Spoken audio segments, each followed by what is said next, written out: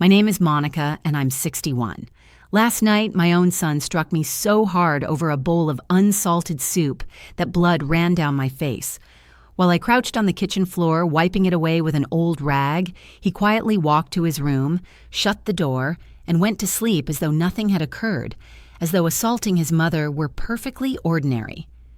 When morning came, every part of my body ached. Dark bruises covered my arms, and the split on my lip still throbbed each time I tried to speak.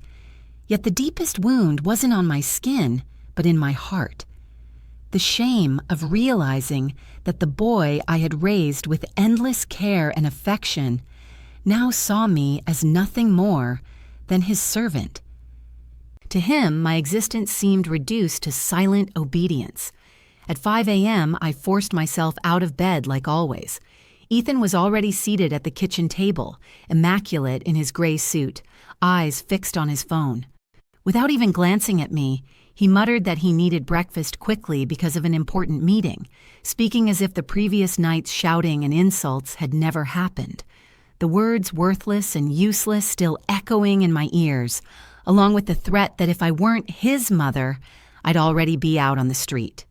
I cooked his scrambled eggs just as he demanded, 3 spoonfuls of shredded cheese, 2 slices of toasted bread, and a cup of black coffee without sugar. Everything had to be flawless.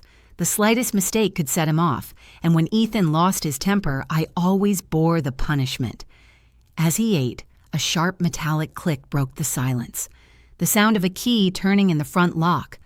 A young, stylish woman stepped inside.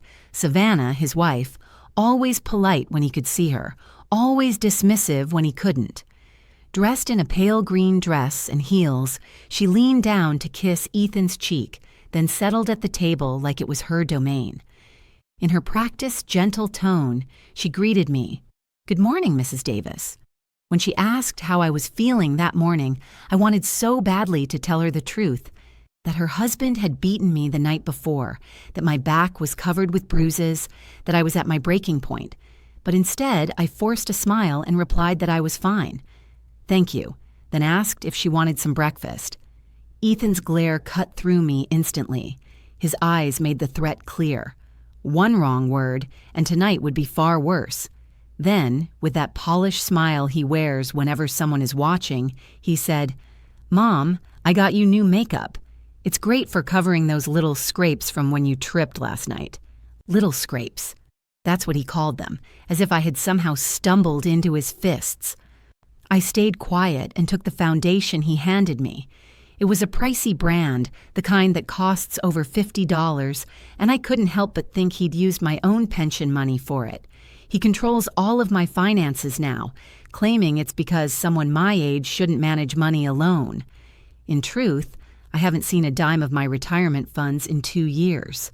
Savannah gazed at him like he was some kind of saint. "You're so considerate, honey. Always taking care of your mother," she said, her voice filled with admiration. If only she knew.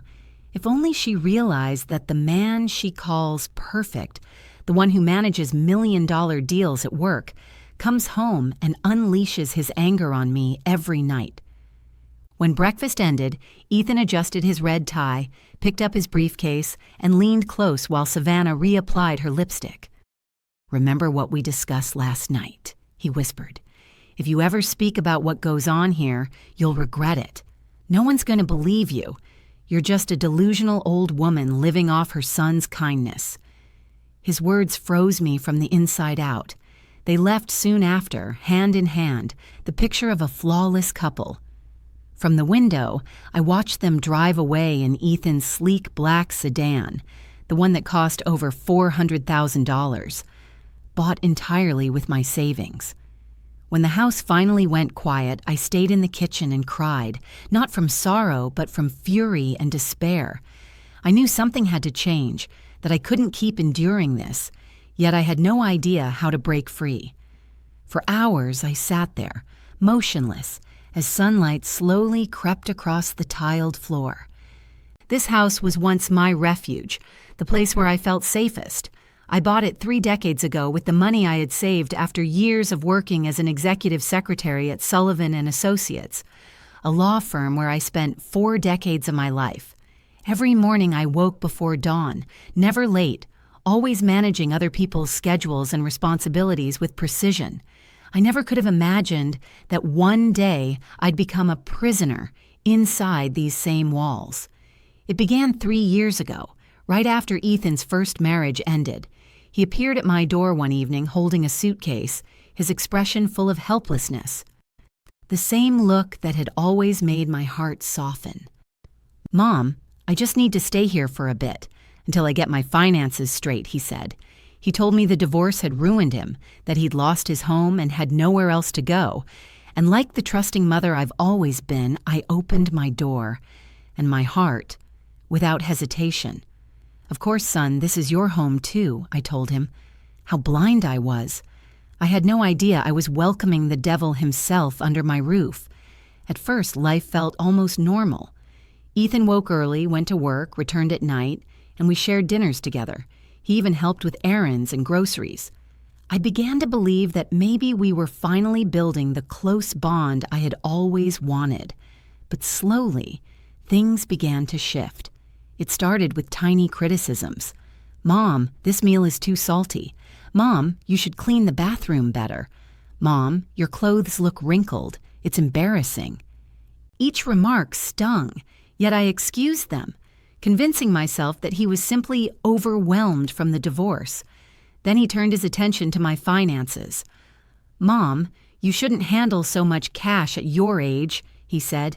"It's risky. Let me take care of your accounts." And I, foolishly trusting him, handed over my banking information. "It's just temporary," I told myself. "He's my son. He'd never harm me." But within 6 months, Ethan had full control over every cent I owned. My $1,200 monthly pension started going straight into his account, and he began giving me $20 a week for pocket money, as though I were a child getting an allowance. Whenever I asked about the rest, he'd insist, "Mom, I'm investing it for you so it can grow. Trust me." Then Savannah entered the picture, 25 years younger than him, all charm and ambition, with a smile that never reached her eyes. They met at his office, where she worked as a marketing assistant, and within 6 months they were married in a lavish ceremony costing over $100,000. My money paid for every bit of it. From the moment she moved in, everything fell apart. Ethan no longer saw me as his mother, only as the maid who lived under his roof. "Mom, make dinner for Savannah and me. Something fancy. She likes refined food. Mom, clean the guest bathroom. We're having important visitors. Mom, wash this shirt by hand. It's too delicate for the washing machine." And every time, I did exactly as he said. I obeyed out of fear. Fear of his anger. Fear that he'd finally make good on his threats to throw me out of my own home. Even though the house was legally mine, Ethan had persuaded me to add his name to the deed, saying it was just for safety. "Mom, in case something ever happens to you," he said. The abuse began about a year ago. At first, it was minor things. An impatient shove, a hard pinch on my arm when I didn't move fast enough. "You're driving me insane, Mom. You're too slow." Then it grew worse. Blows to the shoulder, slaps when dinner didn't taste right, punches to my back if the floors weren't cleaned quickly enough. But last night was something else entirely. He crossed a line I never imagined he would. I had made vegetable soup, Tuesday's usual light meal. I set the table carefully, placed the toasted bread beside the steaming bowl, and checked everything twice. It was all perfect, or so I thought. Ethan came home from work looking exhausted, loosened his tie, and sat down without saying a word. He lifted a spoonful to his mouth, and in an instant his expression hardened. "What the hell is this?" he shouted, spitting the soup back into the bowl. "It tastes like nothing. Did you forget the salt? It's like water." I rushed forward, heart pounding. "I'm so sorry, son," I said. "I must have forgotten. I'll fix it right away." But by then, it was already too late. Ethan rose from the table like a man possessed, seized the bowl of soup, and hurled it straight at my face. The hot liquid stung my skin, and shards of porcelain split my lip. "You're useless," he shouted, clutching my arm with such force that I felt the bruise forming instantly. 40 years working as a secretary, and you can't even cook something edible. You're pathetic. He shoved me hard against the kitchen wall. The back of my head struck the tile, and bright flashes filled my vision. But he didn't stop there. One slap came, then another, and another still. Each blow ringing in my ears until everything buzzed. "Savannah's friends are coming for lunch tomorrow," he said coldly as I shielded my face with trembling hands. "You'll make something special, and it had better be perfect. If you embarrass me, if you show anyone how worthless you really are, I swear I'll throw you out of this house." Then, as always, his rage faded into a chilling calm. He crouched down, lifted me gently, dabbed at my bleeding lip with a napkin, and whispered, "I'm sorry, Mom. I just get so frustrated seeing you like this. You can do better. It's for your own good, so you'll learn." After that, he went to bed, peaceful and unbothered, as though nothing had occurred. I stayed behind, awake through the night, wiping soup from the counters and collecting tiny fragments of shattered porcelain from the floor. Each piece I gathered felt like a piece of my own pride. My lip was still bleeding, but the ache inside me went beyond the physical. It was something far heavier, the awful recognition that my own child, the person I had cherished more than anything, had become my abuser. As I scrubbed the floor, memories flooded back. Ethan hadn't always been this way. As a boy, he was tender and full of love. His father left when he was 8, and from that day forward, it was just the two of us, facing life side by side. I worked endless hours, juggling extra shifts, determined to give him every opportunity. I paid for a private education, bought him fine clothes, arranged piano and English lessons. Everything he ever wanted, I made sure he had. Maybe that was where I went wrong. Perhaps I raised him without boundaries, gave him too much, and never taught him what it meant to work hard, to respect others, or to love selflessly. I handed him everything he wanted, expecting nothing back. And now, more than 3 decades later, I'm the one living with the consequences of that blindness. Just before dawn, I heard his footsteps on the stairs, that slow, deliberate rhythm that always makes my chest tighten. It's a strange kind of terror, learning to exist in constant tension inside the very place that should make you feel safe. Ethan walked into the kitchen dressed sharply in his black suit, scrolling through his phone like every other morning. He didn't speak. He didn't ask for breakfast. He simply sat down, expecting me to serve him. I cooked his scrambled eggs, poured his black coffee, toasted his bread, 2 slices, never more, and set everything before him without a word. He ate while typing on his phone, not once acknowledging my presence, as though I were nothing more than the furniture around him.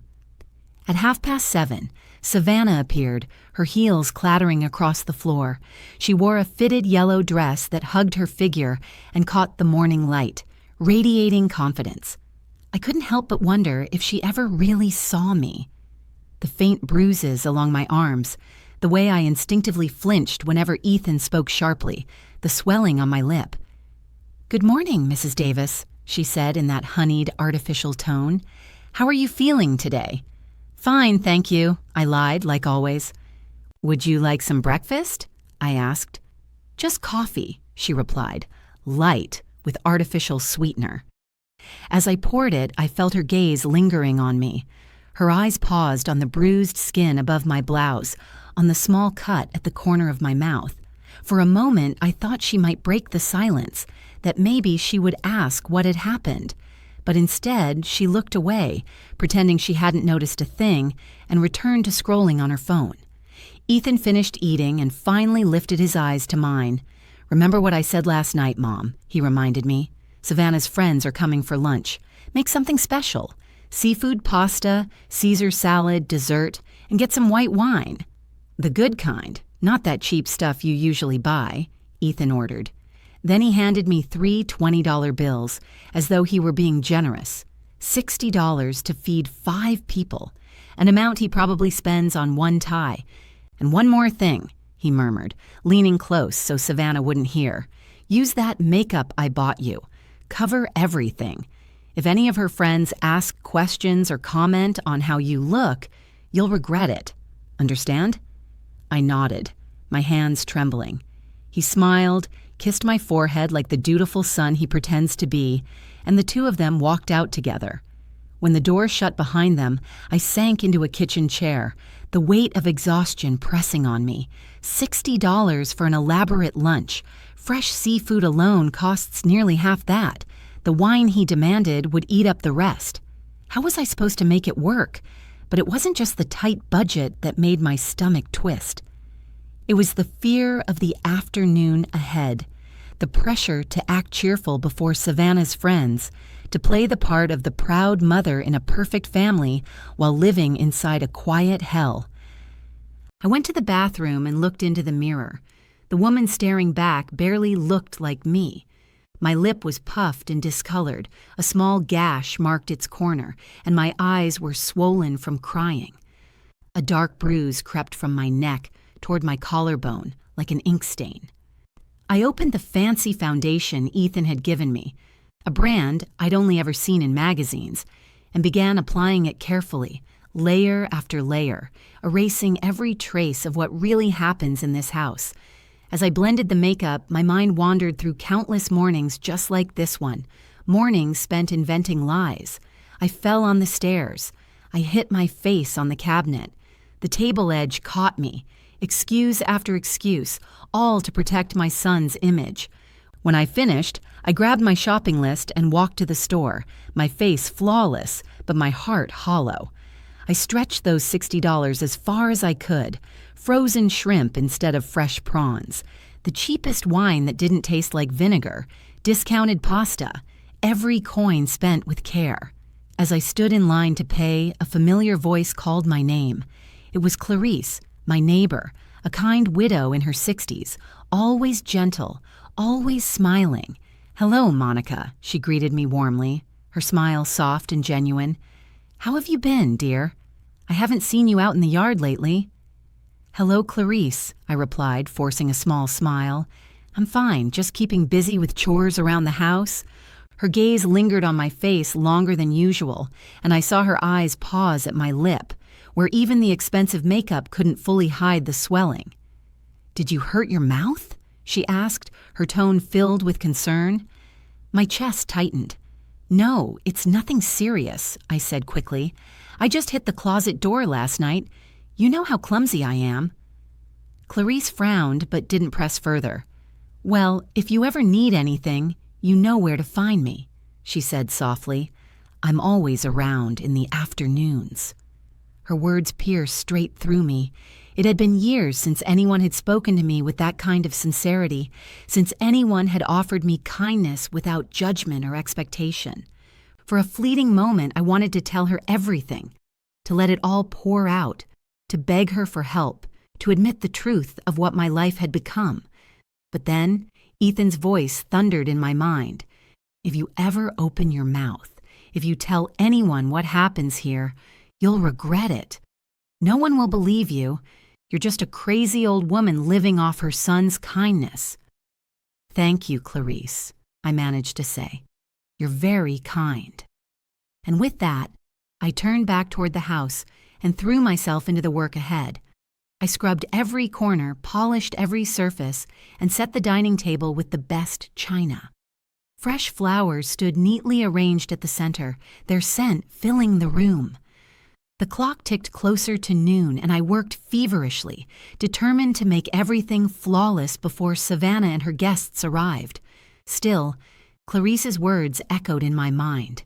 "If you ever need anything, you know where I live." Did she suspect something? Had she heard the shouting at night? At 11:30, the phone rang. The number was unfamiliar. "Mrs. Davis?" a man's voice said. "Yes, this is she." "This is the accountant from your son Ethan's company," he explained. "We need to speak with you urgently regarding some irregularities in the financial records. Could you come to the office this afternoon?" My pulse quickened. "Irregularities?" "I don't understand," I said. "I'd prefer not to discuss details over the phone, Mrs. Davis. Can you come in at 3 p.m.? It's very important." I hung up the phone, my fingers shaking so badly I could barely put it back on the hook. What could Ethan have done? Why would his company's accountant need to speak with me? A cold unease settled deep in my stomach, but I had no time to dwell on it. The doorbell rang right at noon. I took a steadying breath, dabbed a bit more makeup over my bruised lip, and went to answer the door. Savannah stood there, radiant as always, flanked by her 3 friends, each one dressed as though they were attending a red carpet event. Their designer handbags gleamed under the sunlight, their perfume filled the air, and their heels alone probably cost more than I earned in a month. "Hello, Mrs. Davis," Savannah said in that polished tone she uses for company. "Let me introduce you to my friends. This is Beatrice. She's in human resources. This is Brenda from marketing. And this is Evelyn from legal." The moment I heard that last name, my heart nearly stopped. Evelyn. It couldn't be. I looked up and there she was, Evelyn Brooks, my younger sister. I hadn't seen her in more than 2 years. Our eyes met and I knew instantly that she recognized me too, though she hid it well. Evelyn has always been the sharper one between us, quick to read a room. She must have sensed something wasn't right because her gaze lingered on me, on the too perfect foundation, on my stiff posture, on the tension hiding behind my forced smile. "It's a pleasure to meet you, Mrs. Davis," she said politely, her voice steady, pretending we were strangers. "Your daughter-in-law has spoken so highly of you." I swallowed hard and guided them into the dining room. The table gleamed under the light. The good tablecloth spread out neatly, my mother's old china perfectly arranged, the crystal glasses sparkling as if they were brand new. Everything looked flawless, exactly as Ethan had ordered. I brought out the food carefully, doing my best to keep my trembling hands steady. The shrimp pasta looked and smelled better than I dared hope. The Caesar salad was crisp, and the bread still warm from the oven. I had even managed to make a simple tiramisu for dessert, a small victory on such a meager budget. The women chatted brightly as they ate, discussing their jobs, travel plans, and weekend outings, their laughter filling the room. I moved quietly between the kitchen and the table, pouring more wine, collecting empty dishes, pretending to be the gracious hostess. But I could feel Evelyn's gaze following me the entire time. That look of hers was unmistakable. The same one she used to give me when we were young, when she could sense that something was wrong, but I refused to say it out loud. "The meal is wonderful," Beatrice said, smiling at me. "Did you prepare all this yourself, Mrs. Davis?" "Yes," I answered, forcing a pleasant tone. "Cooking has always been something I enjoy, especially for such lovely guests." Brenda leaned forward. "Ethan is lucky to have such a caring mother-in-law. It's rare these days to see women so devoted to their homes." Savannah beamed, her voice syrupy. "It's true. Mrs. Davis handles everything. It's like having a housekeeper. But better, because she does it with love." Her words sliced through me. A housekeeper. That's all I was to her. Not a mother, not a human being with worth or history, just free labor wrapped in politeness. Still, I smiled and stayed silent, swallowing the humiliation like I had so many times before. Evelyn finally spoke, her tone casual but her eyes sharp. "And before retirement, Mrs. Davis, what did you do? Were you always a homemaker?" For the first time in a long while, I felt a faint spark of pride. "No," I said quietly. "I spent 40 years working as an executive secretary at Sullivan and Associates. I retired 3 years ago." Evelyn's expression brightened immediately. "Sullivan and Associates. That's one of the best firms in the city. I interned there during law school. How fascinating. You must have met so many important people over the years." I nodded, this time with a real smile. "Yes, I met judges, prosecutors, and top attorneys. I even assisted on several major cases. Mr. Sullivan always said he couldn't manage without me." Savannah shifted in her seat, clearly uneasy about where the conversation was headed. She clearly couldn't stand the attention shifting toward me or the mention of my career. Almost immediately, Savannah interrupted, her voice dripping with false sweetness. "Well, Mrs. Davis is retired now and finally enjoying her well-earned rest," she said with that polished smile. "Ethan takes care of everything, her finances, her needs. He's such a responsible son." Evelyn's eyes fixed on me as those words left Savannah's mouth. I knew my sister. She was already putting the pieces together. A woman who spent 40 years managing high-profile cases at a law firm wouldn't suddenly need her son to handle her bank accounts. The conversation around the table drifted to lighter topics, but the air between us grew heavier. I could feel Evelyn watching me closely, reading the fear behind my forced composure. When I got up to bring dessert, she followed me into the kitchen. "Need a hand?" she asked casually, but I knew she wasn't there to help. She wanted a moment alone. "No, thank you, everything's fine," I said quickly, keeping my back turned. "Monica," she murmured softly, using my real name for the first time that day. "Are you all right? You don't seem yourself." For a brief second, every wall I'd built around me began to crack. I wanted to tell her everything, the bruises, the threats, the fear. I wanted to beg her not to leave me alone in this house. But then I heard it. The sound of keys turning in the front door. Ethan was home early. "Everything's fine, Evelyn," I blurted out, "just a little tired." By the time we returned to the dining room, Ethan was already greeting the women, his perfect smile in place, his tone charming and confident. He kissed Savannah's cheek and gave me a look of satisfaction. Everything had gone exactly as he'd planned. "How are the most beautiful ladies from the office today?" he said in that practiced, friendly tone. "I hope my mother treated you well." "Excellently," Beatrice replied. "Your mother is absolutely delightful." Ethan placed his hand on my shoulder, and every muscle in my body tensed. Feeling me flinch, he pressed down harder, a silent reminder of who held control. "She's the best mother anyone could ask for," he said smoothly, his voice gentle even as his grip dug into my skin.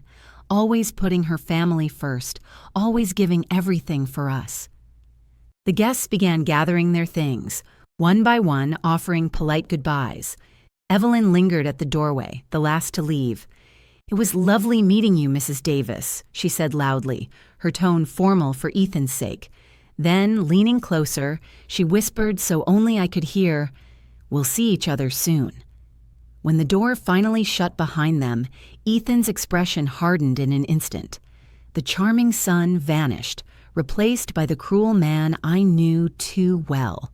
"You did well," he said flatly, his voice stripped of warmth. "For once, you didn't embarrass me," Ethan said before walking away. It wasn't praise. It was simply his way of confirming that I had performed my duties like a trained servant. As I cleared the table and wiped the counters, he disappeared into his room to change clothes. Just before leaving, he stopped in the doorway. "Oh, by the way, the technician's coming tomorrow to check your computer. He says you've been visiting some strange websites." His tone was casual, but his eyes were sharp. A chill ran through me. I didn't even own a computer. The only device I ever used was his, and the only things I'd searched for recently were pages about domestic abuse, shelters for battered women, and emergency hotlines. He knew I had been looking for a way out. Right then, my phone rang. It was the accountant from Ethan's company again. "Mrs. Davis, can you come in at 3 this afternoon? It's urgent." I glanced at the clock. 2:15. Ethan was still in his room, probably resting. This was my chance. "Yes," I whispered. "I'll be there."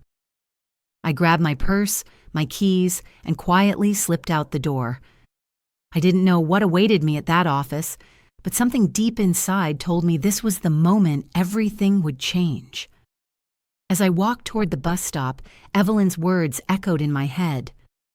"We'll see each other soon?" She had noticed something. I was sure of it. For the first time in years, a faint spark of hope flickered inside me. Ethan's office building towered over the city, one of those sleek glass and steel skyscrapers that reflected sunlight like a blade. I had never been there before. He'd always kept his professional world hidden, as if it were something I had no right to see. I took the elevator to the 18th floor where a polished plaque read, "Northern Business Corporation." The young receptionist greeted me with a practiced smile and directed me to the accounting department. My heartbeat thundered in my ears as I entered the office.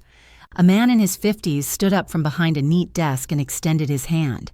"Mrs. Davis, thank you for coming. I'm Adrian Castillo, the company's chief accountant. Please, have a seat." I sat down, clutching my purse in my lap, trying to appear composed, though my hands were trembling. His expression was grave, professional, but uneasy. "Mrs. Davis," he began, opening a folder filled with paperwork. "I need to ask you about several transactions connected to your bank account, some unusual activity over the past few months." I swallowed hard, my voice barely steady. "I don't understand," I said. "What does my account have to do with the company?" I asked, my voice unsteady. Adrian looked at me with a mix of sympathy and concern before speaking. "Mrs. Davis, we've uncovered evidence that your son, Ethan, has been moving company money into your personal bank account, funds that are later withdrawn from it. It felt like all the air had been sucked out of the room." "That can't be right," I stammered. "Ethan is an outstanding employee. He'd never do something like that." "I'm afraid it's true," Adrian replied quietly, sliding several printed statements across the desk. "Over the last 6 months, he has redirected more than $50,000 in corporate funds. The money first appears in his personal account, and then almost immediately, it's transferred into the one he shares with you." My stomach dropped. $50,000. My son wasn't just abusing me. He had turned me into an accomplice to his crimes without my knowledge. "But I didn't know anything," I whispered. "He controls all my finances. I don't approve any transfers." "We understand," Adrian said gently. "That's why I reached out before taking this to the authorities. To protect yourself legally, you'll need to file a formal statement confirming that your account was used without your consent. It's the only way to clear your name." A wave of nausea hit me. I wasn't just a victim of violence anymore. I was also entangled in financial fraud.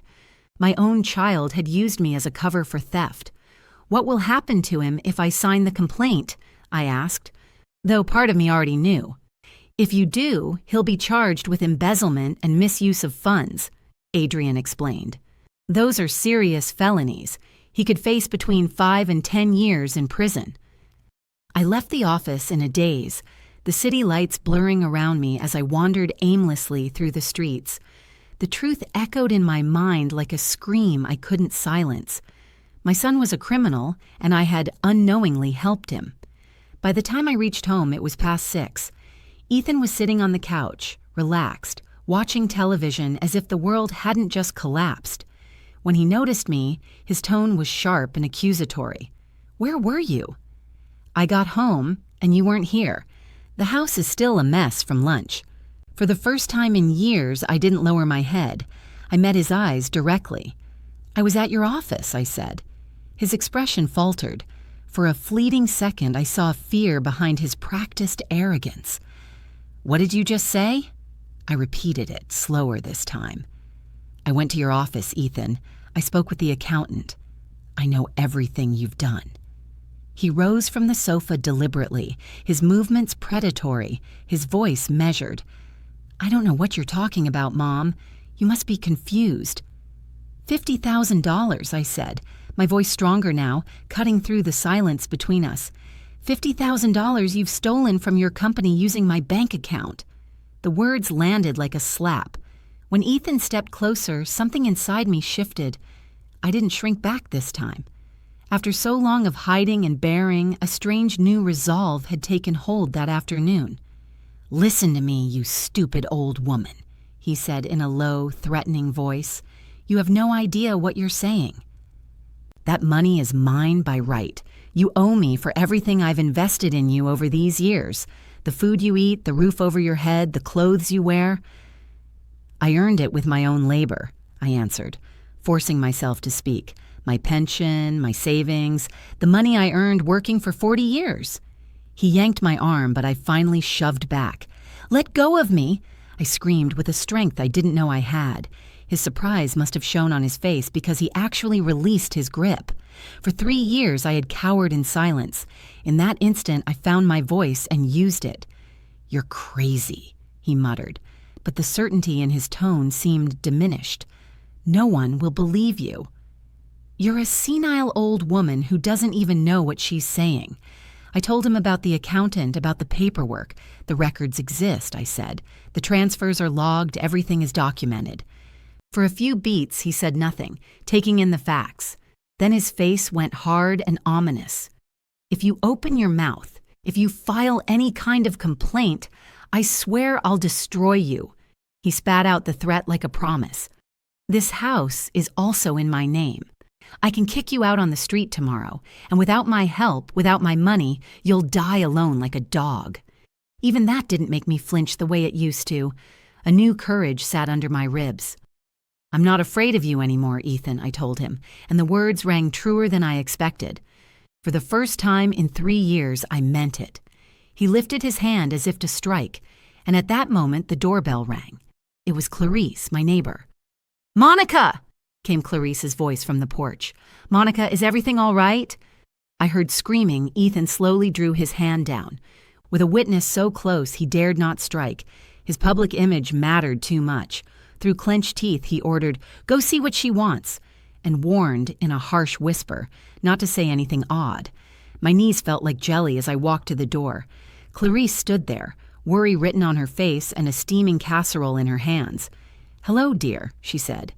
Behind her, another woman stood. Evelyn, my sister. She wore simple clothes and had her hair pulled back, but I recognized her immediately. Evelyn smiled a practiced smile and added, "I'm new to the neighborhood and was just visiting Mrs. Davis." "I hope we're not bothering you." Ethan appeared behind me, his practiced grin back in place. "No problem at all, ladies," he said, smooth and composed. My mother was a little worked up because she burned the dinner. "You know how older women get about these things." Clarice handed me the dish, saying, "Well, Monica, here's the food. And remember, if you need anything at all, I'm right next door." Evelyn held my gaze and whispered, "Yes, Mrs. Davis, anything you need, day or night." After they left, Ethan slammed the door so hard the house shook. "Damn nosy old women," he muttered. His voice hardened. "But this isn't over. Tomorrow we're going to the bank together, and you're going to sign all the papers I tell you to. You're going to retract the complaint you probably already filed. And you're going to say it was all a big misunderstanding." I answered simply, "No." He lunged forward, incredulous. "What do you mean, no? I'm not going to sign anything. I'm not going to retract any complaint." He stared at me then with a fury I'd never seen before, as if every mask had finally slipped and he was showing me who he really was. He answered with a quietness that frightened me more than his loud threats ever had. "If you want to play it that way," he warned, "then so be it. But mark my words, when I'm finished with you, you'll wish you'd never been born." Sleep eluded me entirely that night. Although Ethan stayed shut away in his bedroom, I could hear him on the phone for hours, his low-voiced conversations making me tense and watchful, because I had no idea what he was arranging. Around 3 a.m, a sound in the yard caught my attention. Peering through the curtains, I saw a figure moving among the shrubs. Clarice, setting something up beside the window. The next morning, I discovered what she'd left behind, a small surveillance camera tucked into the foliage and aimed at the house, quietly recording. My neighbor had seen enough to take action. Dawn broke gray and rainy, matching the turmoil in me. Ethan was up unusually early, moving about the house and speaking softly into his phone. Every little noise he made put me on edge. When I reached the kitchen, he was already dressed in his finest black suit, every hair in place and his tie perfect. The polished image of the high-powered executive everyone admired, not the cruel man who lived with me. "Good morning, Mom," he said in a voice so unnaturally sweet it made the skin on my arms prickle. "I hope you slept well." That false kindness always meant mischief was afoot. I lied as I always did and pretended otherwise while I handed him his coffee. He returned a smile that never touched his eyes and added, almost casually, that the day would be very special. "I've been thinking about our talk from yesterday," he said, settling into his chair and eating his breakfast with unnerving calm, as though we were any ordinary family sharing a peaceful morning. But there was something in his tone, a forced gentleness that made every nerve in my body tighten.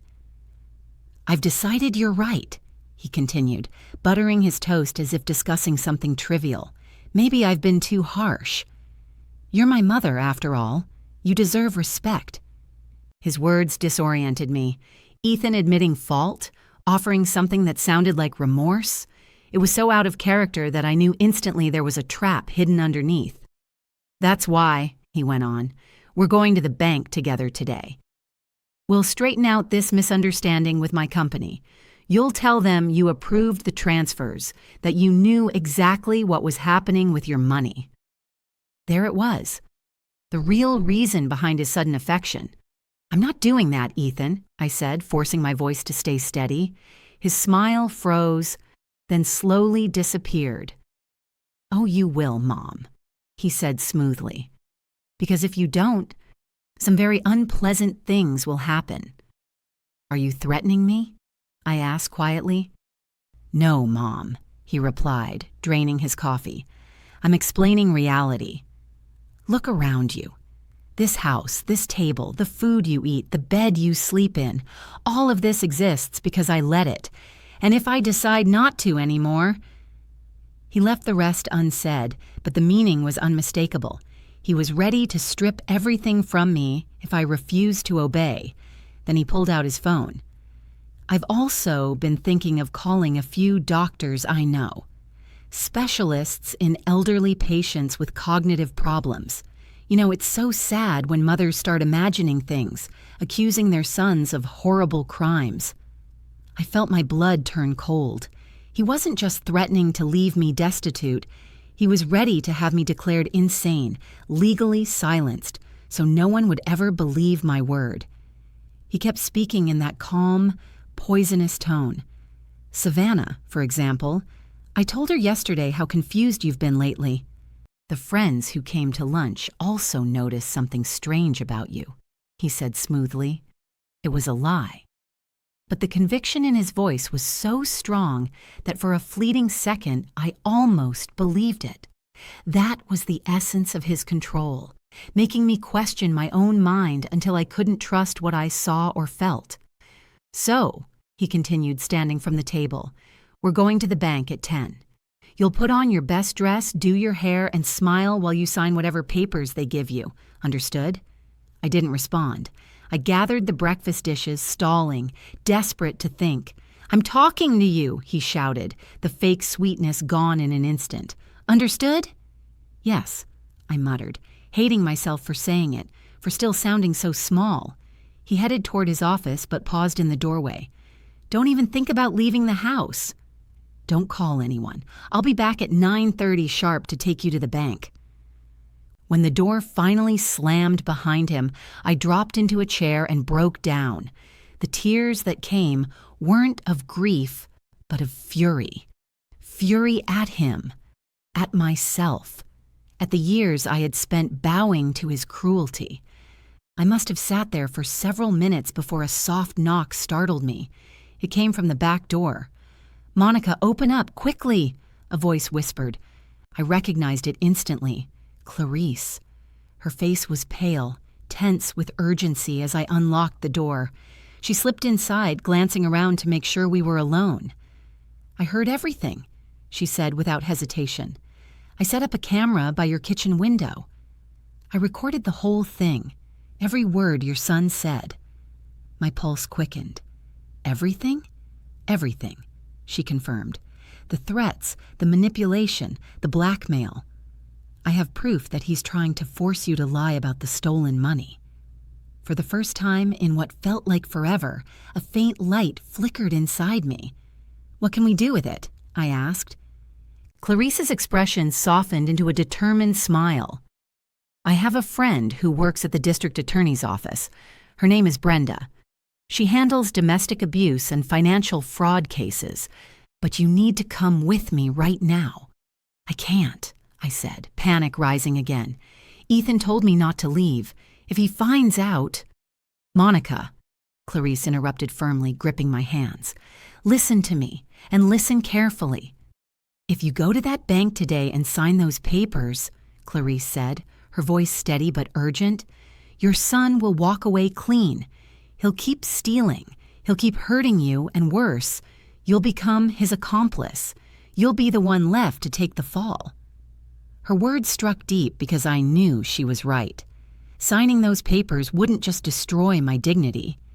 It would make me a criminal in the eyes of the law. "But if I don't go," I whispered, my voice trembling, "he'll do exactly what he promised. He'll throw me out. He'll tell everyone I'm insane. He won't get that chance," Clarice interrupted firmly, "because we're going to the authorities before he can act." Brenda said that with what I've recorded, there's more than enough evidence for an immediate arrest. I looked at the clock. It was 8:30. Ethan would be home in an hour. My pulse quickened. "Are you sure your friend can help me?" "Absolutely sure," she said without hesitation. "But we have to leave now, Monica." It's the only way. That was the moment I made the choice that changed everything.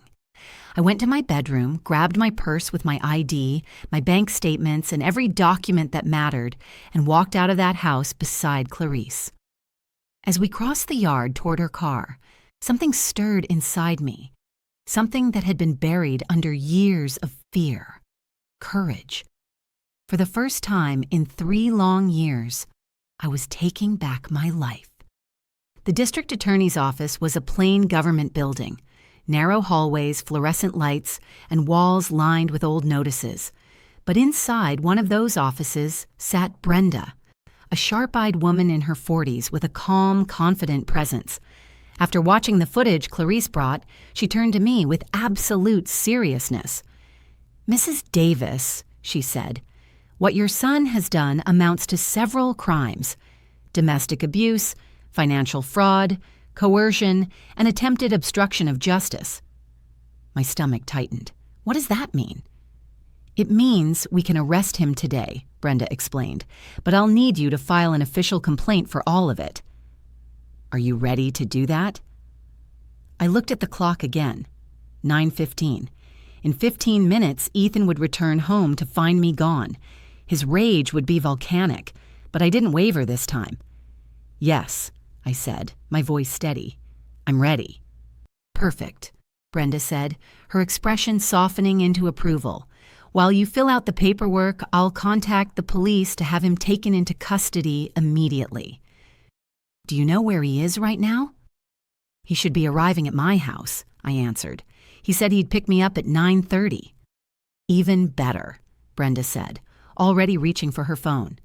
"It's easier to take him into custody when we know exactly where he'll be," Brenda explained as I sat at the desk, signing page after page of official forms. She was on the phone, calmly coordinating with the officers while Clarice stayed beside me, her hand gripping mine, steady and warm. "Are you sure about this, Monica?" Clarice asked gently. "Once these papers are signed, there's no going back." "I've never been more certain of anything," I said, and I meant it. My hand trembled slightly as I finished the last signature, but the fear that had ruled me for years was already fading into something stronger: resolve. At 10:30, Brenda's phone rang. She listened for a moment, nodded, and then looked at me. "They've got him," she said. "The police found your son at the house. He was shouting, smashing things, tearing the place apart while looking for you. He's in custody now. The charges are serious, and given the evidence, it's unlikely he'll get bail." A sob escaped me, not from sorrow but from release. It felt as if a massive weight had been lifted off my chest. For the first time in 3 years, I knew I would sleep without fear. When we returned home later that afternoon, the sight waiting for us was devastating. The house looked like a war zone. Furniture overturned, cushions slashed open, shards of porcelain scattered across the kitchen floor. Family photos that once lined the walls were shattered, their frames splintered. "My God," Clarice whispered, staring at the wreckage. "How could he do all this in such a short time?" I didn't answer. I knew the answer too well. I had lived with that fury, seen it flare in his eyes so many times. This was what happened when Ethan didn't get his way. Brenda, who had come with us to document the scene, began taking photos with professional precision. "This will strengthen your case," she explained.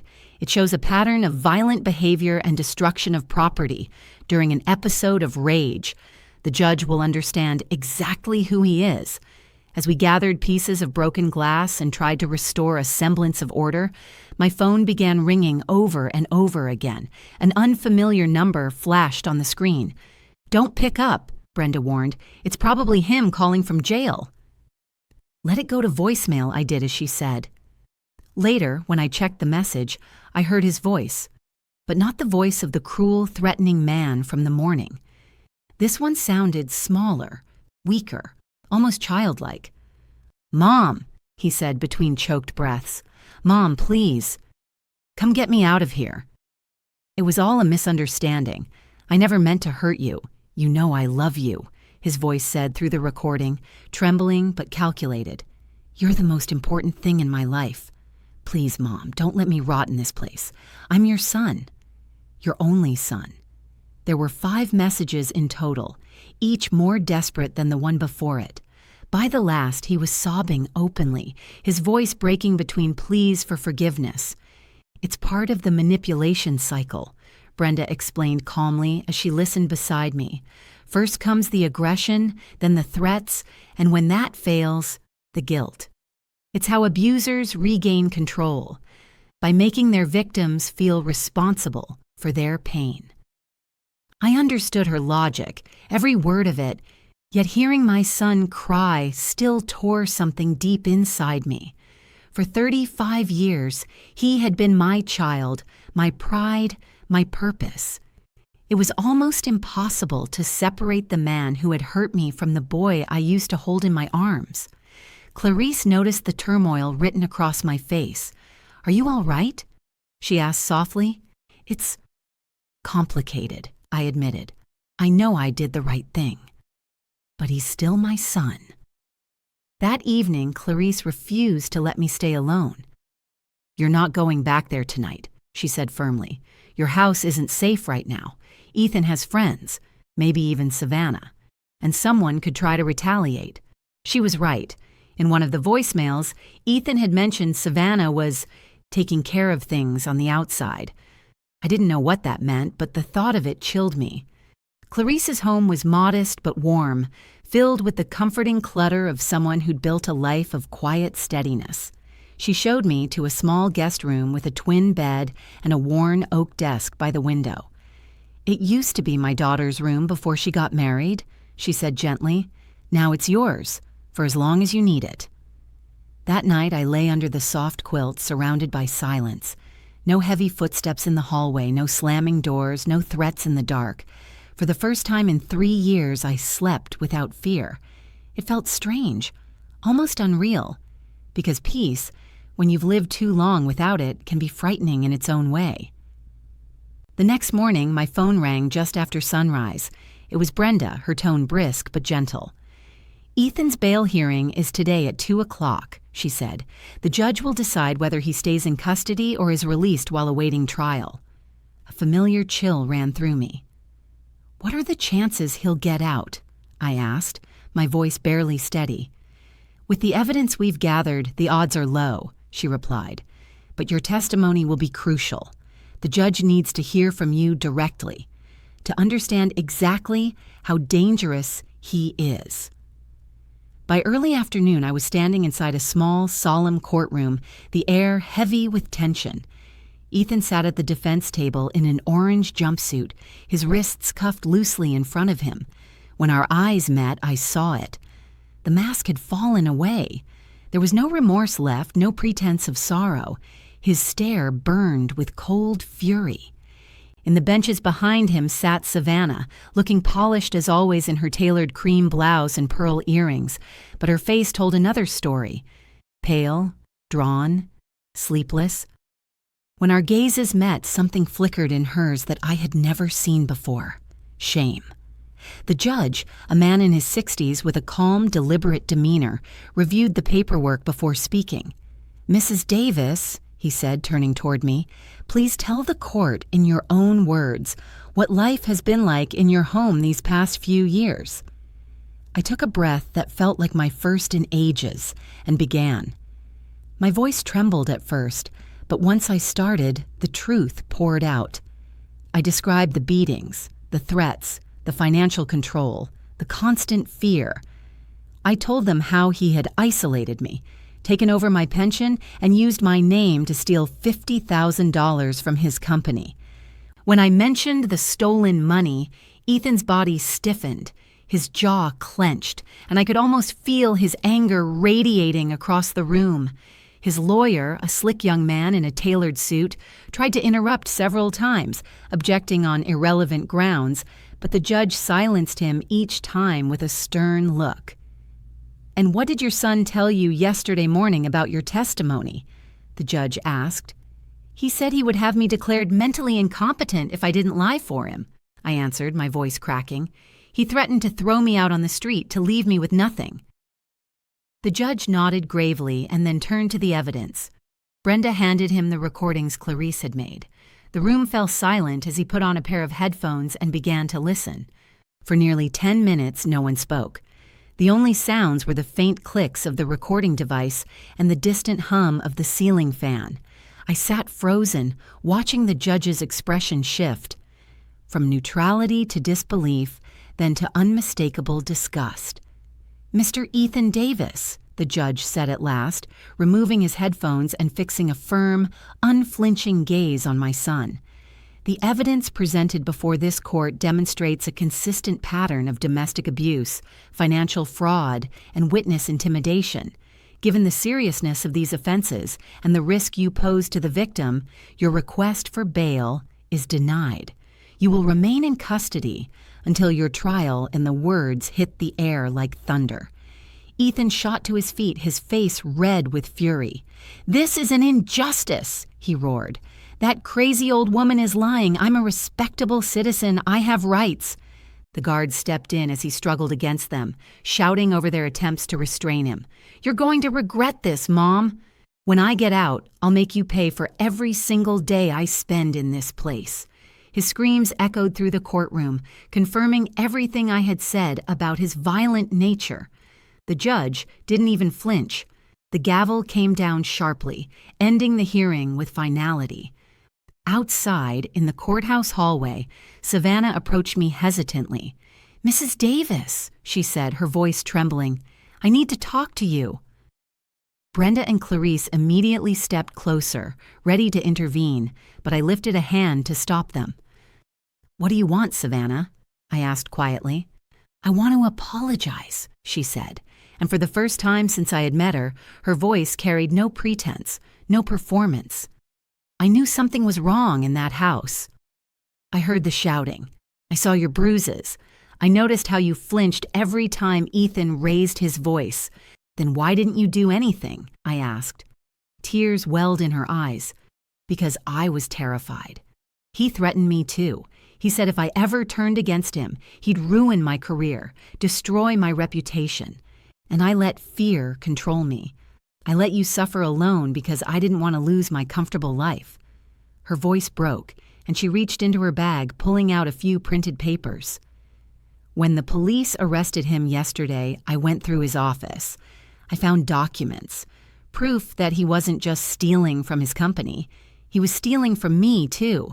We've been married for 2 years, and I never realized that I was living with a fraud." I looked at her, not with anger, but with a strange, quiet understanding. "What are you going to do now?" I asked. She wiped her eyes, her expression hardening into resolve. "I'm filing for divorce immediately," she said, "and I'll testify against him. I've already spoken to a lawyer. I want to work with the district attorney's office to make sure he faces justice. for what he did to you and to me. When we stepped out of the courthouse into the cool afternoon air, I felt something I hadn't known in years. It wasn't relief or triumph. It was pure, unshakable hope.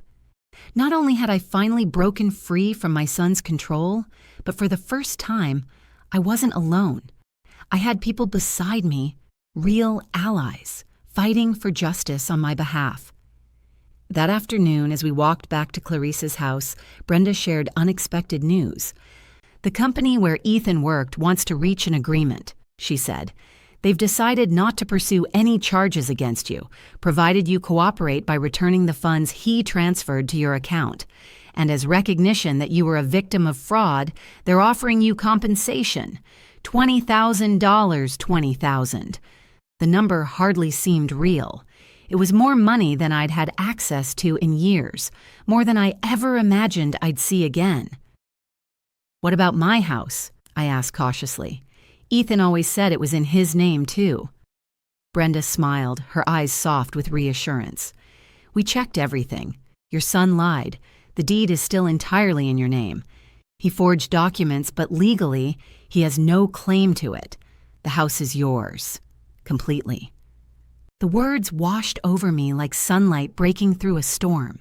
For the first time in years, I allowed myself to imagine a future. One where I could live on my own terms, make my own choices, and never again wake to the sound of his footsteps or his voice. But I also knew that peace wouldn't come easily.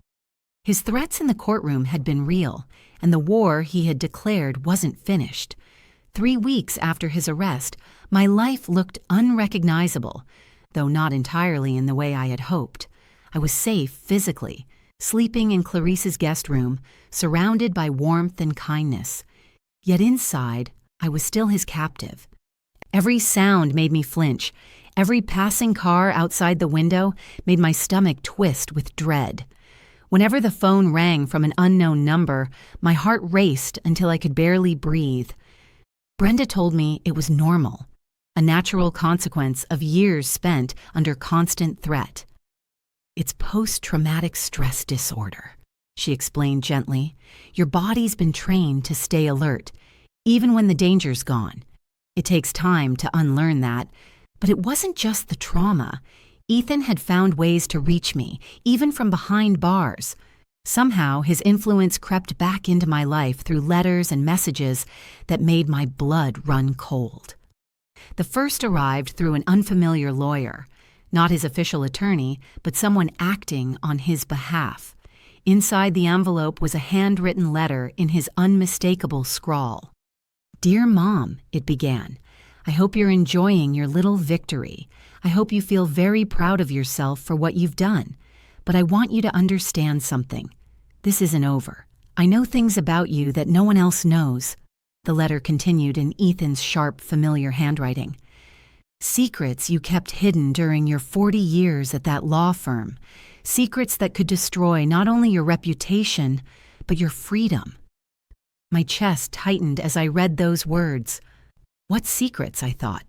Yes, during my decades at Sullivan and Associates, I had handled confidential files, countless sensitive documents, but I had never knowingly done anything criminal.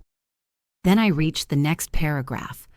Remember the case of Williams versus the state, Mom? The one from 15 years ago. I found the documents you hid, the ones you altered to help Mr. Sullivan win that multi-million-dollar case. Documents that, if exposed, could send you to prison for obstruction of justice. My hands began to shake so violently I could barely keep hold of the paper. Williams versus the state. The name sent a chill through me. It had been a major lawsuit against a pharmaceutical company accused of concealing the deadly side effects of one of its drugs. I remembered Mr. Sullivan asking me to reorganize some internal memos, to remove certain correspondence that might harm the client's defense. I had thought nothing of it at the time. I was a secretary, simply following instructions. I hadn't understood that what I was doing might cross the line from administrative work into manipulation of evidence. But Ethan was right about one thing. If those files still existed, I had technically participated in altering material evidence. I have copies of everything, the letter went on. If you don't withdraw the charges and apologize publicly for your lies, those documents will end up in the district attorney's hands. Just imagine the headlines. 61-year-old secretary arrested for aiding corporate cover-up of drug deaths. The rest of the letter was a litany of threats. He bragged about his media contacts, claimed he could sell the story to journalists hungry for scandal. He promised to make sure my face was splashed across every newspaper in the state, my name permanently stained with disgrace. Clarice found me sitting at the kitchen table clutching the letter and sobbing. She read it once, her jaw tightening, and immediately called Brenda. "This is straightforward blackmail," Brenda said after scanning the pages, "but we have to verify if there's any truth behind what he's threatening. Monica, tell me everything you remember about the Williams case." I recounted the details as best I could. The reorganization of documents, the instructions from Mr. Sullivan, the pressure to make sure nothing damaging left the office. "Did you know it might be illegal at the time?" Brenda asked gently. "No," I said, my voice trembling. "I was just following orders. Mr. Sullivan said it was standard procedure. Client confidentiality, that's what he called it." Brenda exhaled slowly, her expression grave. "Legally speaking, ignorance isn't a defense. If you altered evidence, even unintentionally, it still counts as a crime. We'll need to verify if those files even exist, but if they do—" Her words trailed off and I felt my stomach sink. It was as if the ground had vanished beneath me again. Just when I thought I had escaped my son's control, he had found a new way to chain me. With my own past. Just when I thought I had finally broken free of Ethan's grasp, he found another way to tighten his hold. "What do I do?" I asked Brenda, panic spilling out of me. "If I drop the charges, he'll be released, and he'll kill me. But if I don't, I could go to prison for something I did 15 years ago without realizing it was wrong." "First, take a breath," Brenda said calmly but firmly. "Then we'll handle this one step at a time. We'll find out exactly what documents he has and how he got them. And if they're real, we'll look for ways to limit your exposure. You won't go through this alone." The following days blurred into a legal maze. Brenda assembled a team of specialists to reopen and analyze every detail of the Williams versus the state case. They spent long hours examining the archives, hunting for any trace of tampering, while I lived in a state of constant dread, waiting for a knock at the door, imagining police sirens outside Clarice's home. Through it all, Clarice became my anchor. She wasn't just a neighbor anymore. She was family. The sister I'd never had. Each night she sat with me in her kitchen, quietly listening as I cried into my cup of chamomile tea. "Whatever happens," she would say, squeezing my hand, "we're facing it together. You're not that frightened woman anymore, Monica. You survived him once and you'll do it again." But inside, I didn't feel strong. I felt like that same terrified woman, cornered and powerless. Ethan had managed, even from behind bars, to pull me back into the darkness, to make me feel helpless again. A week later, another letter arrived. This one was worse. The envelope was thicker, heavier. My hands shook as I tore it open. "I see you still haven't learned your lesson, Mom," it began, his handwriting jagged with anger. "You still think you can defy me. That's fine. Now everyone will know who you really are." Tucked inside was a second envelope filled with photographs. My breath caught in my throat as I spread them out on the table. They were images of documents, real ones, internal memos from Sullivan and Associates, some with my handwriting scrawled across the margins. Notes, dates altered, missing pages. I recognized them instantly. The final line of his letter made my blood run cold. "These photos will be in the newspaper by tomorrow night unless you come visit me in jail before Friday." "You'll come alone," the letter went on.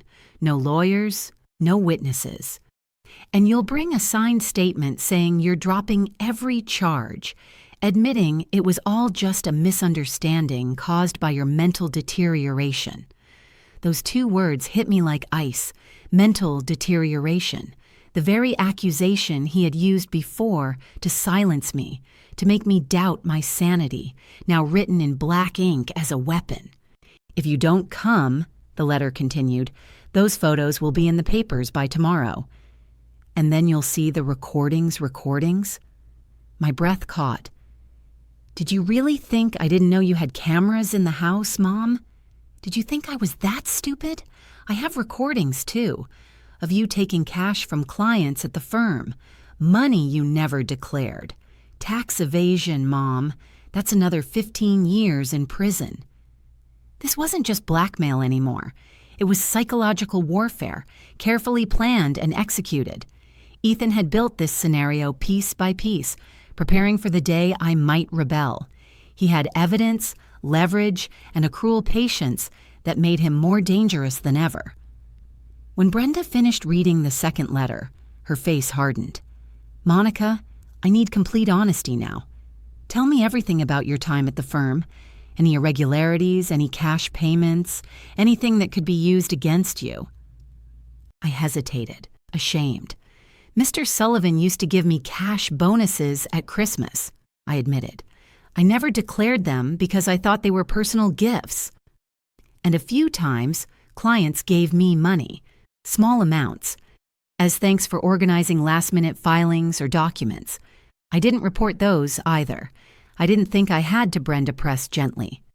"In total, how much do you think it was?" "Maybe $1,000, I whispered. She did a quick calculation on her notepad. With interest and penalties, that could amount to about $40,000 in back taxes. It's not huge, but it's technically tax evasion. The words sank deep. My son had built a flawless trap. If I moved against him, he could expose my mistakes and ruin me. If I stayed silent, he remained free to manipulate and destroy. Brenda leaned back, thinking quietly before speaking. "There's a third way," she said finally, "a move neither of you will expect. We go on the offensive." "What do you mean?" I asked. "We confess everything, before he can weaponize it. You voluntarily disclose the bonuses, the tips, the document incident, all of it. We file an affidavit and cooperate fully with the authorities. That way, you take control of the narrative. It transforms the story. You're no longer a criminal hiding secrets. You're a victim coming clean about decades of manipulation from your son." It was bold, almost reckless. Confessing meant public shame, possible fines, and reopening old wounds. But it also meant freedom. If I exposed myself, Ethan would have nothing left to threaten me with. No leverage, no secrets. "If we do this," Brenda said softly, "your son loses his last weapon. He'll have no power over you anymore." I turned to the window, staring at the house across the street. The house that had once been my home, now standing empty and broken, its windows dark and hollow. I realized then that to truly reclaim my life, I couldn't just escape Ethan. I had to face everything, even the ghosts of my own past. That house across the street, shattered, silent and stripped of warmth, stood as both a monument to my past and a symbol of what lay ahead. It carried every mistake, every fear, every moment of humiliation I had endured, but it also represented something far greater, the possibility of freedom, my chance to begin again. "Let's do it," I said finally, my voice steady. "I'm done living in fear. I'm done letting my son control my life from a jail cell." Brenda's lips curved into a determined smile. "Good. Tomorrow we'll give Ethan the surprise of his life." The day of reckoning came faster than I expected. Brenda had arranged a press conference for 2 o'clock that afternoon, where I would stand before the cameras and confess everything. My mistakes, my ignorance, my part in the Williams case, the undeclared bonuses, all of it. We would expose every secret Ethan had tried to use as a weapon. It was dangerous, yes, but it was the only way to take back control of my story. That morning, I woke with a clarity I hadn't known in years. For once, there was no panic clawing at my chest, no dread waiting behind every thought. The decision had been made. My life was about to change forever, and strangely, I felt calm, as if my fear had finally burned itself out. Clarice helped me prepare. I wore my gray dress, the one I had once saved for professional meetings at the firm, a simple but dignified reminder of who I used to be. I applied just a touch of makeup, enough to look composed, but not enough to hide the lines life had etched into my face. "Are you absolutely sure about this, Monica?" Clarice asked for what must have been the 5th time that morning. "Once you speak those words in public, there's no taking them back." "I've never been more certain of anything," I told her. "For 3 years, I was a prisoner inside that house, terrified of my own son. I won't spend the rest of my life as a prisoner of my own guilt." At noon, my phone rang. It was Brenda, and her voice sounded unusually bright. "Monica, something unexpected just happened," she said. "Raphael Miller, Ethan's boss, wants to see you before the conference." I froze. Raphael Miller was the man who had uncovered Ethan's embezzlement, the same one who had looked devastated when he learned how far Ethan's crimes had gone. I couldn't imagine what he might want with me. We met later that hour in Brenda's office. Raphael arrived dressed sharply, his gray hair neatly combed, his expression serious yet kind. He carried himself with the quiet authority of a man accustomed to boardrooms and negotiations. But when he looked at me, his gaze softened with genuine compassion. When I entered the office, Raphael stood immediately, his expression a mix of professionalism and remorse. "Mrs. Davis," he said warmly but with a weight in his tone, "before anything else, I want to apologize. If I had supervised Ethan more closely, if I had paid attention to the warning signs, perhaps none of this would have happened, and you wouldn't have suffered the way you have." His words caught me off guard. "You couldn't have known what was happening inside my home," I replied quietly. "Maybe not," he admitted, lowering himself back into his seat. "But I should have known something was wrong with the company's finances. The truth is, Ethan's thefts didn't begin 6 months ago as we first believed. They began 2 years ago. 2 years. My stomach turned at the thought. 2 years, I repeated. He nodded gravely. Yes, at first the amounts were small, barely noticeable. We dismissed them as simple accounting errors. But after your report, our auditors dug deeper. We uncovered a pattern, systematic, deliberate theft stretching back over 24 months. Brenda leaned forward, her lawyer's instinct sharpening. "How much money are we talking about exactly?" $130,000, Raphael said flatly, all funneled into accounts he controlled, including yours. My head spun. I had known about the $50,000 from the initial report, but hearing the full number made me feel physically ill. For 2 years, while I cooked his meals and endured his abuse, I had unknowingly helped him launder stolen money. "But there's more," Raphael continued. "After Ethan's arrest, our legal department conducted a full forensic audit. We discovered falsified reports, altered contracts, and evidence that he had sold confidential company information to competitors. I could barely process it." "Why are you telling me all this?" I asked, my voice faint. For the first time in the meeting, Raphael smiled, not a triumphant smile, but one of quiet compassion. "Because, Mrs. Davis, we want to offer you something." "A job," I blinked in disbelief. "A job?" "Yes," he said simply. "During our internal review, we went through your employment history. 40 years at Sullivan and Associates, flawless record, impeccable recommendations. You clearly understand structure, documentation, and discretion, all things we desperately need right now. We'd like to hire you as a senior administrative consultant to help us rebuild the systems your son compromised." I sat frozen, unable to speak. Just hours earlier, I had been preparing to face public confession, to risk disgrace and humiliation. Now, instead of condemnation, I was being offered a second chance. The position pays $4,000 a month, Raphael continued, with full health coverage and retirement benefits. And in addition, he added, sliding a folder toward me, the board has approved a special compensation package of $50,000 as an acknowledgement of what you endured, and as an apology for our failure to act sooner. For a long moment, I couldn't move. I stared at the man across from me, at the documents laid neatly between us, and felt a wave of emotion rising in my chest. Relief, disbelief, and gratitude all tangled together. In one afternoon, the world that had once collapsed around me was beginning, quietly, to rebuild itself. $4,000 a month, more than triple my pension, and $50,000 in compensation. For the first time in years, I could imagine a future that didn't end in fear. But before I could let that hope settle, Raphael added quietly, "There's one condition. We need you to testify at your son's trial. Your testimony will be essential to ensure he's held accountable for all of his crimes, not just the ones he committed against you." "I'll do it," I said instantly. "I'll do whatever it takes."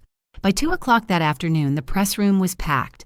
Journalists filled every seat, cameras pointed toward the small podium where I was supposed to speak. Microphones crowded together like a wall of metal eyes. Brenda had contacted every major local outlet, announcing that a survivor of domestic abuse would be making a statement about blackmail from within a jail. As I sat down, a very different kind of fear swept through me. Not the suffocating dread I had felt for years living under Ethan's control. This was something else entirely. It was the trembling fear of freedom, of standing on my own, of realizing that my life from this point forward would be entirely mine to shape or destroy. I took a breath and began. "My name is Monica Davis," I said, my voice steadier than I expected. "I'm 61 years old, and for the past 3 years, I have been a victim of domestic violence at the hands of my son, Ethan Davis." I told them everything. The beatings, the insults, the financial manipulation, the stolen pension, the constant humiliation. I laid bare every wound I had tried to hide. Then I moved to the part that had haunted me the most, the secret Ethan had used as his final weapon. During my 40 years working as a secretary at the law firm of Sullivan and Associates, I made mistakes, I continued, each word growing stronger, clearer. Mistakes I didn't recognize as illegal at the time, but that I now fully acknowledge. I participated in document alterations in a past case and accepted small cash gifts that I failed to report as income. I explained it all. The Williams versus the state case, the altered memos, the cash bonuses, every shameful detail I had buried. I left nothing out. "My son discovered these mistakes and has been using them to blackmail me from jail," I said. "He threatened to expose my past if I didn't drop the charges against him." I looked straight into the cameras. Today, I'm taking that weapon away from him. I'd rather face the consequences of my own mistakes than continue living as his victim. For a long moment, there was only silence. Not a single journalist spoke, though I could see their hands moving rapidly over their notepads. Cameras whirred, flashes blinked, but the room itself felt frozen. Then I finished, my voice firm and deliberate. To every woman living in fear, whether it's from a husband, a partner, or even a son, I want to say this: emotional blackmail, financial control, and threats of exposure are all forms of abuse. Don't let shame or public judgment imprison you. Freedom is worth more than reputation. The silence that followed wasn't emptiness. It was reverence. And for the first time in years, I didn't feel like a victim speaking her truth. I felt like a survivor taking back her life. After the press conference, Brenda came to me with a quiet smile and news that felt almost unreal. The district attorney's office has reviewed everything, she said. They've decided not to press charges against you for the past mistakes. Your voluntary confession, along with the fact that you were a victim of blackmail, makes you far more valuable as a witness than as a defendant. It took me a moment to process her words. For the first time in years, I wasn't living in fear of what might come next. That night, I went back to my house, for the first time in months. Clarice refused to let me stay alone. Just until you feel settled, she insisted, carrying her overnight bag as if she belonged there all along. We shared dinner at my kitchen table, the same one that had once been the scene of so much pain. Later, when I finally lay down in my own bed, the familiar creak of the mattress felt almost sacred. For the first time in 3 years, I felt what true peace meant, complete control over my own life. Ethan was still behind bars, facing multiple charges: embezzlement, fraud, abuse, blackmail. The list was long, and justice, for once, was on my side. His power over me had evaporated the moment I stepped into the light and confessed. He could no longer threaten me, because I had nothing left to hide. When the phone rang, I recognized the number: the jail. I hesitated for only a second before answering. "Mom," came his voice, hollow, subdued, nothing like the domineering tone that had once filled every corner of my life. "I saw your press conference on TV." "And what did you think?" I asked, my voice calm and steady. "You destroyed everything," he said. But there was no anger this time, only defeat, heavy and weary. "You destroyed my last chance to get out of here." "No, Ethan," I said softly. "You destroyed that chance yourself when you decided to turn your own mother into your victim." Silence stretched between us. Then his voice, small and uncertain: "Are you ever going to forgive me?" "Someday," I answered honestly. "When you've paid for what you've done, when you've sought real help, when you finally understand the pain you caused, maybe then I'll be able to forgive you." But I'll never forget I ended the call and turned off the phone. Tomorrow I would begin my new job, a new chapter. But that night, I allowed myself the gift of stillness. No threats, no fear, no manipulation, only peace. For the first time in 3 years, I was truly free. The road that had led me here had been brutal, filled with shame, loss, and hard truths. But I knew I had chosen the right path. Ethan had learned that when victims stand up, their silence no longer shields their abusers. Secrets lose their power the moment they're dragged into the light, and justice, no matter how delayed, always arrives. And I had learned something even deeper: that it is never too late to reclaim your life. No matter how many years you've lived in fear, no matter who has tried to silence you, freedom is always possible, if you have the courage to step out of the shadows. This was my story of liberation, and I hope it reminds every woman trapped in fear that she too can break her chains, no matter who forged them.